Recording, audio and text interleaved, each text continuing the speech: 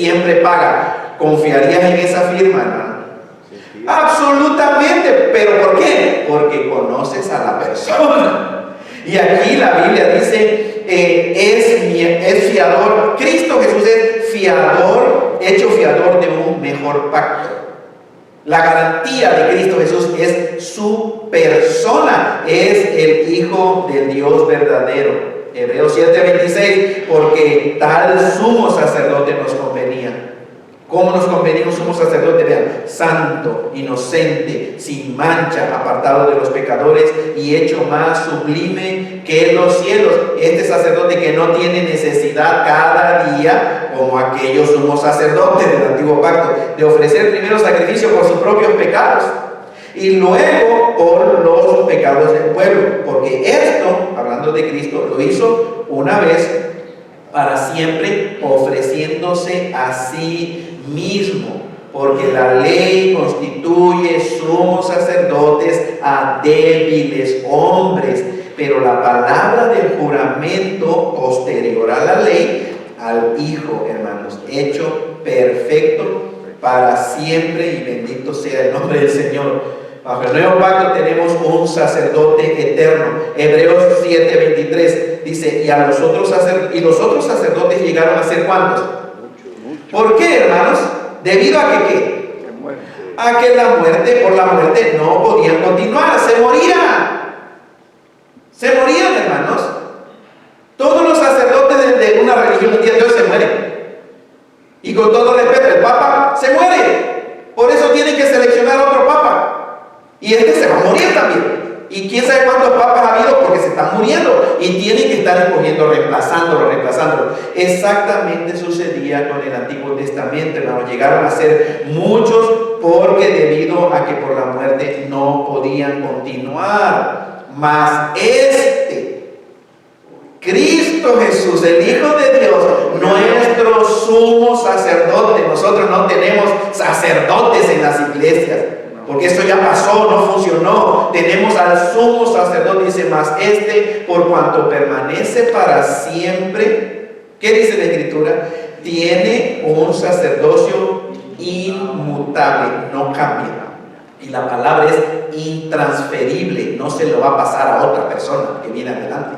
Él no necesita, Cristo no necesita pasar el sacerdocio a nadie más, por lo cual puede también salvar perpetuamente a los que por Él se acercan a Dios, viviendo siempre para interceder por ellos.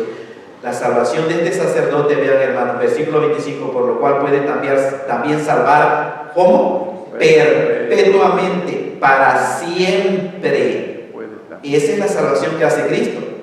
No es temporal. Acuérdense, hay iglesias que pastores y iglesias dicen, no, tú puedes perder tu salvación.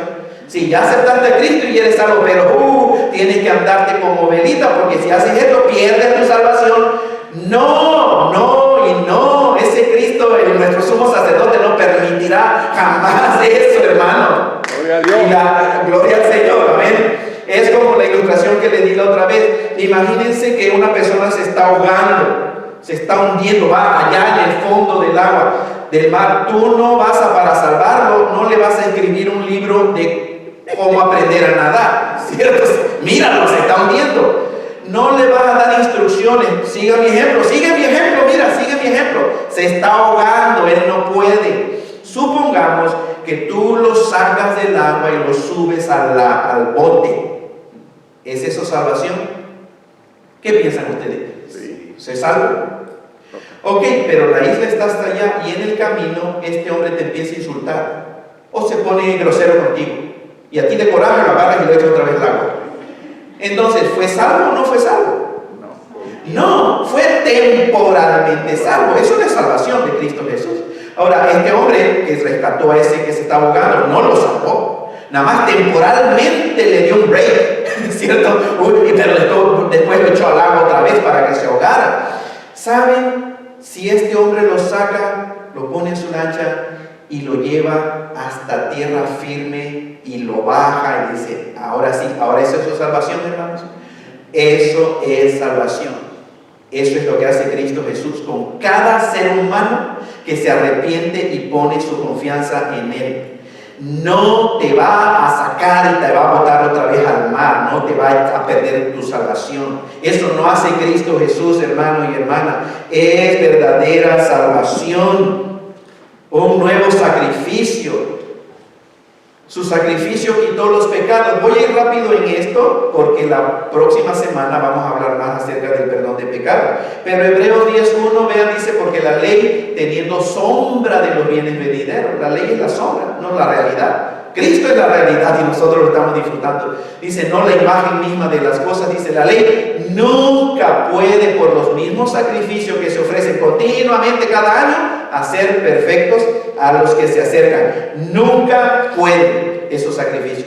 De otra manera, si pudieran, cesarían de ofrecerse esos sacrificios, porque los que tributan este culto, dice, limpios una vez, no tendrían ya más conciencia de pecado. Pero en estos sacrificios, aquellos hermanos, cada año se hace memoria de los pecados, porque la sangre de los toros y de los machos cabríos no puede quitar los pecados. Venían a, Señor, es como en iglesias cristianas el día de hoy, hermanos, a la hora de la Santa Cena.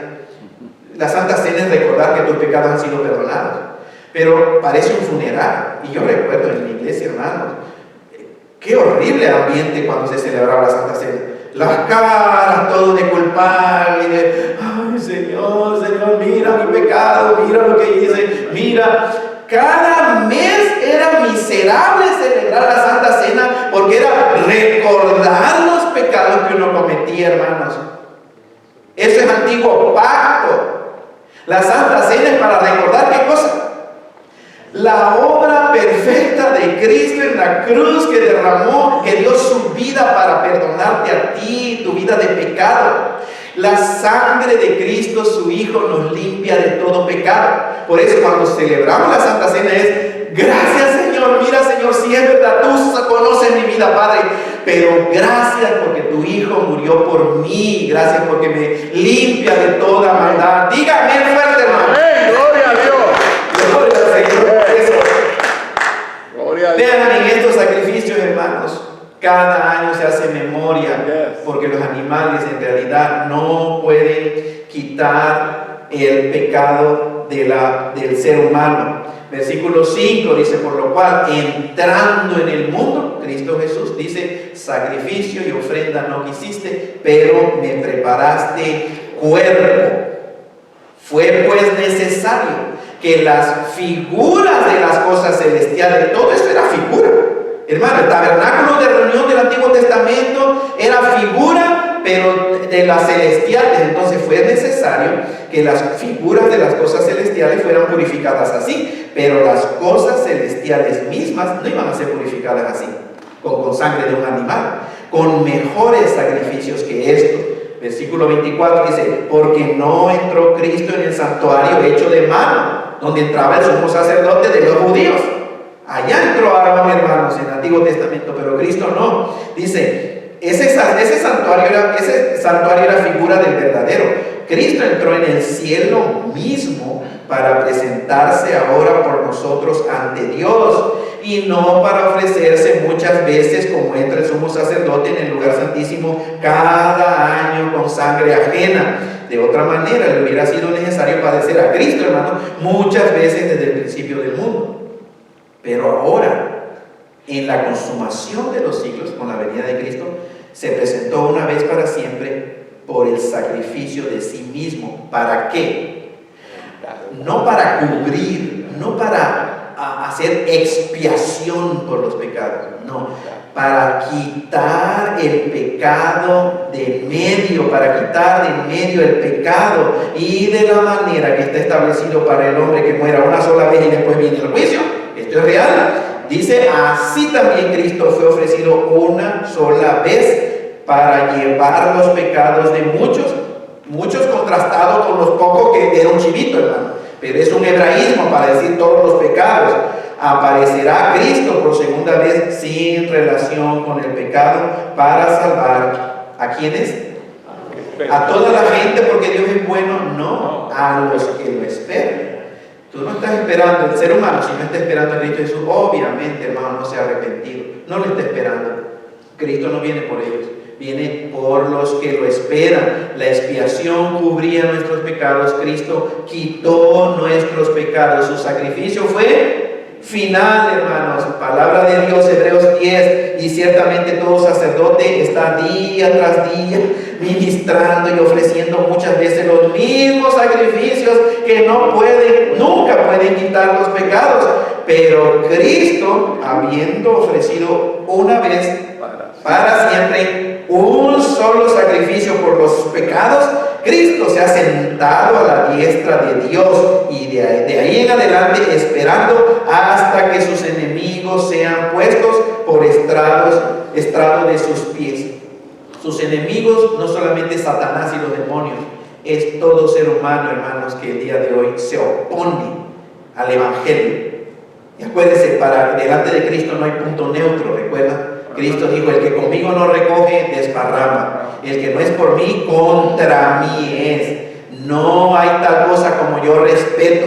Yo no acepto a Cristo, pero yo no me meto con nadie. No. Si tú no aceptas a Cristo, tú estás en contra de la verdad del Hijo de Dios, de tu salvación. Eso es lo que enseña la palabra de Dios.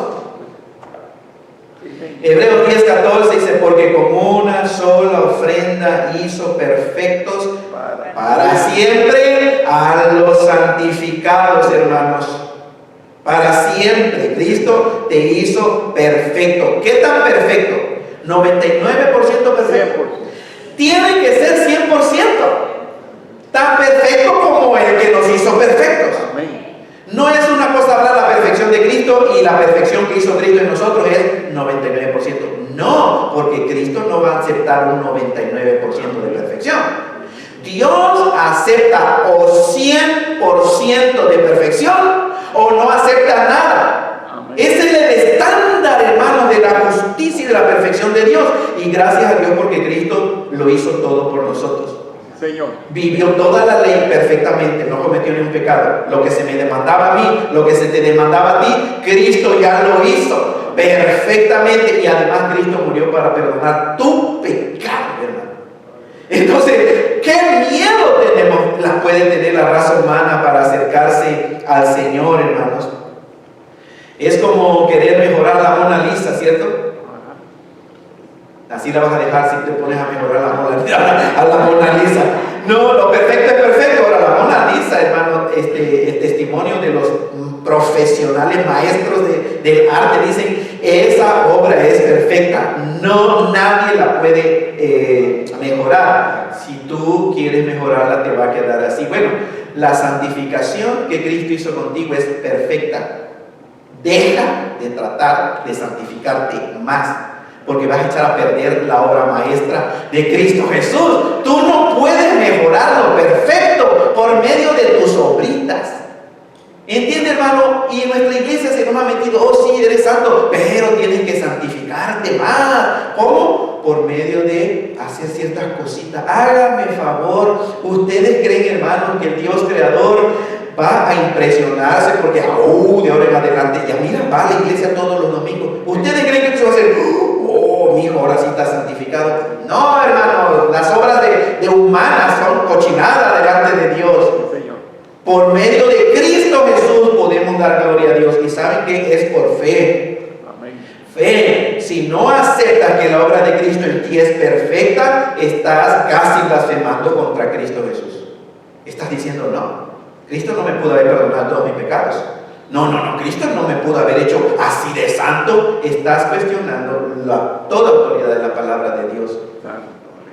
No hay más sacrificio por los pecados. Hebreos 10, 17, 18 añade: nunca más me acordaré de sus pecados y transgresiones, donde hay remisión de estos pecados, ya no hay más ofrenda por los pecados.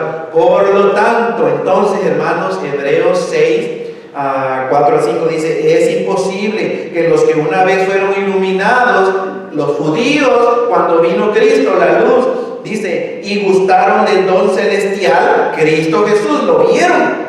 Los judíos, la promesa era para ellos, lo vieron todo, hermanos, de Cristo Jesús, y fueron hechos partícipes del Espíritu Santo. vieron a Cristo y la obra del Espíritu Santo que Cristo hacía, y asimismo gustaron, eso es probar, no experimentar, sino una probadita nada más, gustaron de la buena palabra de Dios y de los poderes del siglo venidero.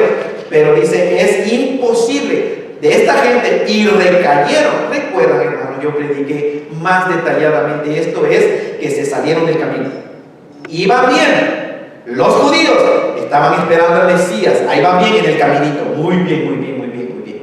Llega Cristo Jesús y lo rechazan, se deslizaron, se salieron del camino, iban bien. Y por eso el Señor dice, es imposible que esto, ya fueron iluminados, ya vieron a Cristo Jesús, ya vieron echar fuera demonios, resucitar muertos, hacer milagros, control sobre todo, y se desviaron. Dice, entonces es imposible que sean otra vez renovados para que se arrepientan, crucificando de nuevo para sí mismos ¿a quién? Al Hijo de Dios, y exponiéndole al vituperio. Los cristianos no hacemos eso, hermano. Los cristianos ya aceptamos a Cristo Jesús. Y recuerden, esto no es para nosotros los cristianos, es para la raza humana que sigue rechazando a Cristo Jesús. Vean una vez más, Hebreos 10. Si pecaremos voluntariamente después de haber recibido el conocimiento de la verdad, es decir, déjenme leerlo primero y ahorita voy a explicar. Dice, ya no queda más sacrificio por los pecados. Que si pecaremos voluntariamente después de haber recibido el conocimiento de la verdad, ya no queda más sacrificio por los pecados, sino una horrenda expectación de juicio. Eso es lo único que queda. Y de hervor de fuego que ha de devorar a los adversarios. Sigo el contexto. El que viola la ley de Moisés por el testimonio de 2 o 3 testigos muere irremisiblemente. ¿Cuánto mayor castigo pensáis que merecerá ese ser humano, hermanos, que pisoteare al Hijo de Dios y tuviere por inmunda la sangre del pacto en la cual fue santificado, e hiciere afrenta al Espíritu de gracia? Está haciendo una pregunta. El autor a Hebreos está diciéndole a sus hermanos, los hebreos, y a la gente, hermanos, que se congregaba: Jesucristo es nuestro Mesías, ya no esperemos más. Y vamos bien, acepta a Cristo Jesús. Si ustedes rechazan este único sacrificio, la única manera, eso es lo que hace el ser humano, hermanos.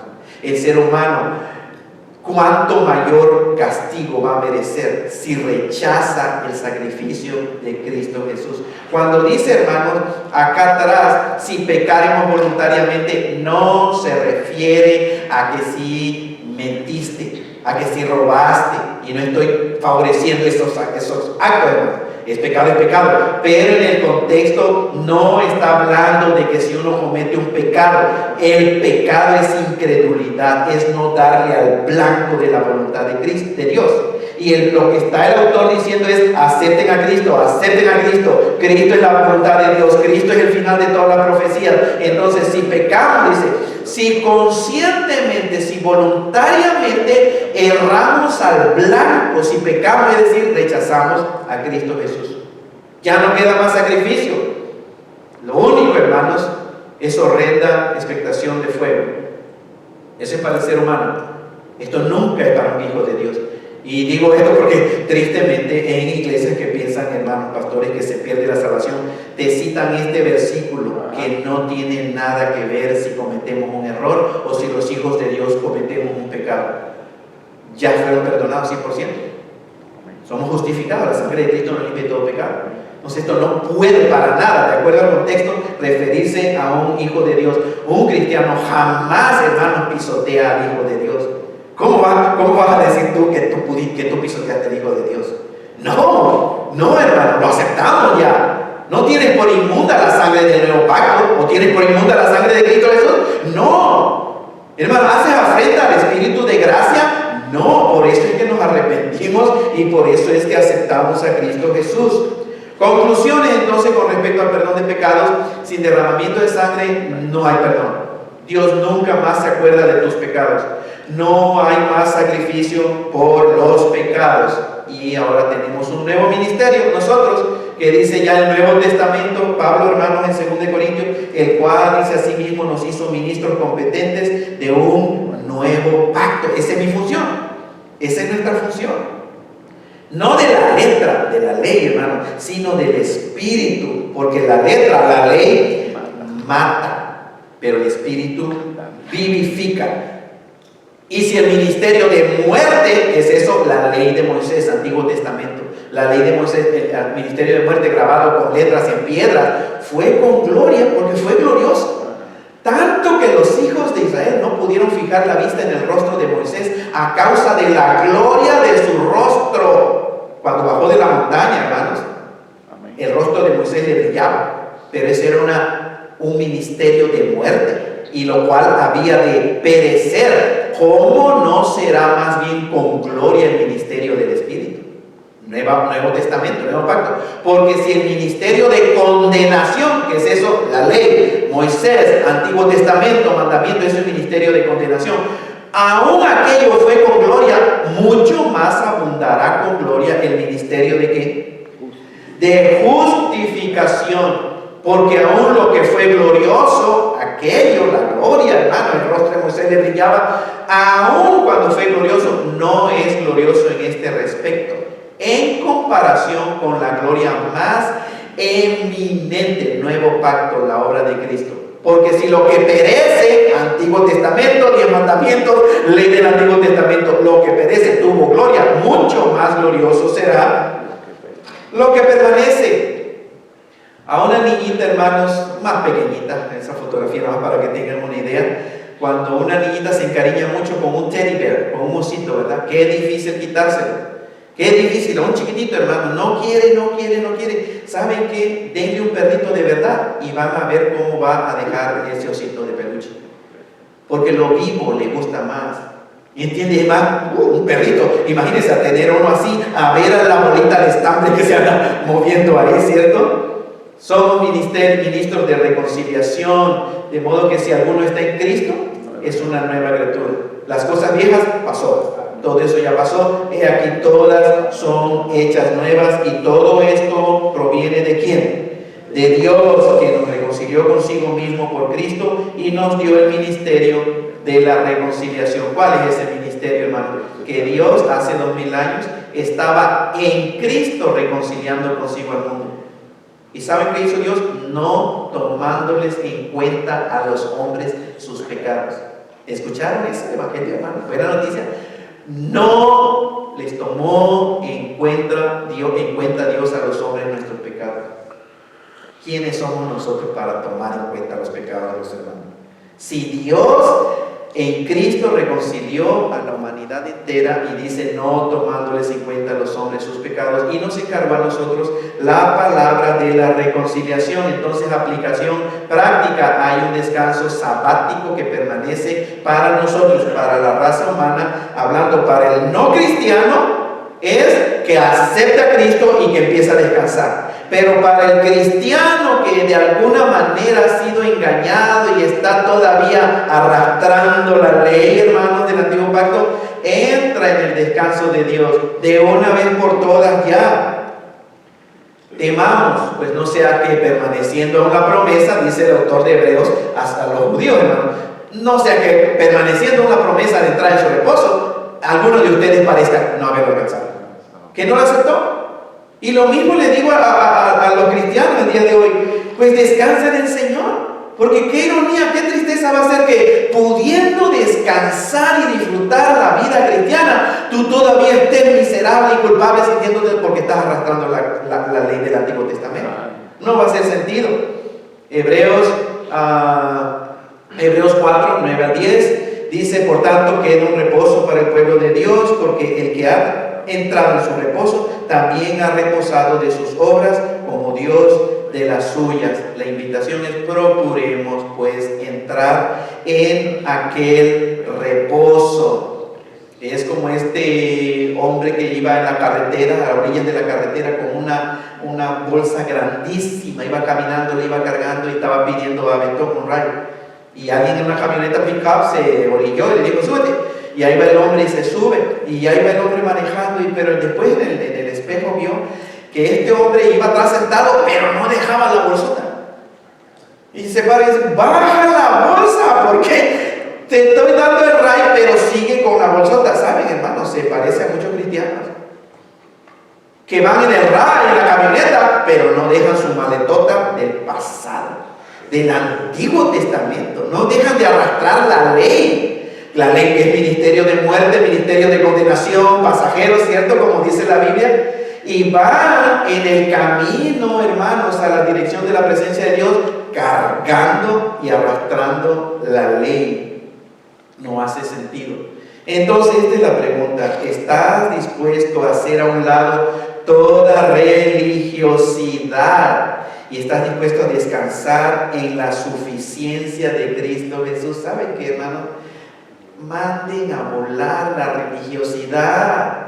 El cristianismo no es de, acuérdense de que una nueva religión, y ahora mi religión no me deja hacer esto, mi religión me dice que, ¿quién te dijo eso? Has sido engañado. El cristianismo no es de una nueva religión. El cristianismo es la mejor experiencia que le puede suceder a un ser humano. Es una relación genuina, real, viva, hermano, verdadera, con el Dios del universo por medio de Jesucristo, su Hijo. Podemos descansar, pero la pregunta es: ¿estás dispuesto? ¿O quieres religión? ¿O quieres la tradición que vienes arrastrando, no sé, de tu papá, de tu mamá, de tu abuelito, de otra iglesia? Antiguo pacto, el hombre tratando de alcanzar a Dios con sus propios esfuerzos para ser aceptado. Antiguo Testamento, ley, religión. Nuevo pacto, Dios alcanzando al hombre por medio de Jesucristo con su amor y su aceptación. Esa es más o menos la idea, hermanos, de la religión. Religión va de abajo para arriba, Antiguo Testamento. Cristianismo viene de arriba para abajo y nada más lo aceptas por fe. De manera que bajo la ley el hombre dice: mira lo que hago por ti. El cristiano dice: mira lo que hago. Bajo la gracia, Cristo dice: mira lo que hice por ti. Bajo la ley dice el hombre: mira cómo voy a la iglesia. Bajo la gracia, el Señor dice: mira cómo fui al Calvario. Bajo la ley, hermanos, el hombre dice: mira cómo juzgué el pecado. Cristo dice: mira cómo soy levantado. Mira cómo soy educado en mi denominación. Cristo, bajo la gracia, dice: mira cómo soy levantado de entre los muertos. Bajo la ley el hombre dice: mira cómo doy mi dinero. Cristo dice: mira cómo doy mi vida. Bajo la ley el hombre dice, el hombre dice: mira cómo confieso mis pecados. Bajo la ley, bueno, está confiesa el pecado. Bajo la gracia dice Cristo: mira cómo quito tus pecados. Bajo la ley, mira cómo me opongo al pecado. Cristo dice: mira cómo muero por tus pecados. Bajo la ley, mira cómo juzgo al perdido. Bajo la gracia el Señor dice: mira cómo salvo al perdido. Bajo la ley, mira cómo estoy en contra de la gente mala. Dice Cristo: mira cómo sufrí por la gente mala. Bajo la ley el hombre dice: mira cómo me postro ante ti. Cristo dice: mira cómo me hice como tú, un ser humano. Mira cómo sano a los enfermos. Bajo la gracia, mira cómo levanto a los muertos. Bajo la ley el hombre dice: mira cómo hablo en lenguas. Cristo dice: mira cómo hablo en amor. Bajo la ley dice: mira qué exitosa fue mi vida. Cristo dice: mira qué exitosa fue mi muerte. Entonces, ¿estás dispuesto a entrar en el reposo de Dios? Así que, hermanos, teniendo libertad para entrar en el lugar santísimo por la sangre de Jesucristo, por el camino nuevo y vivo que Él nos abrió a través del velo, esto es de su carne, y teniendo un gran sumo sacerdote sobre la casa de Dios. ¿Qué dice el Señor? Acerquémonos con corazón sincero, en plena certidumbre de fe, purificados los corazones de mala conciencia y lavados los cuerpos con agua pura, hermanos. Mantengámonos firmes sin fluctuar la profesión de nuestra esperanza, porque fiel es el que prometió. Acerquémonos pues confiadamente al trono de la gracia, no de la ley, de la gracia, para alcanzar misericordia y hallar gracia para el oportuno socorro. Créelo y sé feliz. Los trapecistas, hermanos, para pasarse de un trapecio a otro, necesita dar un brinco de fe. ¿Cierto? Si no tiene fe, ahí se la va a pasar, hermanos, hasta que brinca. Y cuando ya agarra y cae, hermano, dice: pensé que me iba a caer, pensé que iba a ser difícil. Esa es la vida cristiana, hermano. O aceptas la gracia del Señor, o Dios que te ayude, síguele con la ley. Síguele con la ley, hermano. Sigan arrastrando el ministerio de muerte. Esto lo dijo Carlos Spurgeon, hablando de la ley del pacto de gracia, y con esto termino, dice el hermano: de acuerdo a este pacto de gracia, el Señor trata a su gente como si ellos nunca hubieran pecado. Prácticamente Él olvida todas sus transgresiones, pecados de todas las clases. Él los trata como si nunca hubieran existido, como si hubieran sido borrados de su memoria completamente, dice Spurgeon. Oh, milagro de la gracia. Dios aquí hace lo que en ciertos aspectos es imposible para Él. Dice, su misericordia obra milagros que sobrepasan todos los otros milagros. Nuestro Dios ignora nuestros pecados ahora que el sacrificio de Jesús ha ratificado el pacto. Podemos regocijarnos en Él sin ningún temor de que Él se enojará contra nosotros debido a nuestras iniquidades. Él nos pone entre sus hijos, Él nos acepta como justos, Él se deleita en nosotros como si fuéramos perfectamente santos. Él aún nos pone en lugares de confianza, nos hace guardianes de su honor, merecedores de la corona de joyas, socios del Evangelio. Él nos cuenta como dignos y nos da un ministerio. Esta es la prueba más grande de que Él no se acuerda de nuestros pecados. Aun cuando nosotros perdonamos a un enemigo, somos muy lentos para confiar en Él, pensando que es imprudente que haga eso, que perdone a todos los pecadores. Pero el Señor se olvida de nuestros pecados y nos trata como si nunca hubiéramos pecado. Oh alma mía, qué promesa es esta. Créelo y sé feliz. Vamos a ver. Señor, gracias por tu palabra preciosa, Señor. Gracias por la iluminación de tu Espíritu Santo. Gracias porque hace 2000 años, Cristo, tú viniste a este mundo e inauguraste el nuevo pacto en tu sangre, que es de pura gracia, Señor, por medio de la fe en lo que tú hiciste, Cristo. Gracias, Señor, que vayamos con toda pasión, con todo gozo y alegría, Señor, que estas palabras tuyas de cada versículo penetren y hagan memoria en nuestro corazón, Señor. Gracias, Padre, te damos. Despídenos de este lugar. Sabemos que tú vas con nosotros, Señor, en el nombre de Cristo Jesús. Amén. Estamos despedidos, hermanos.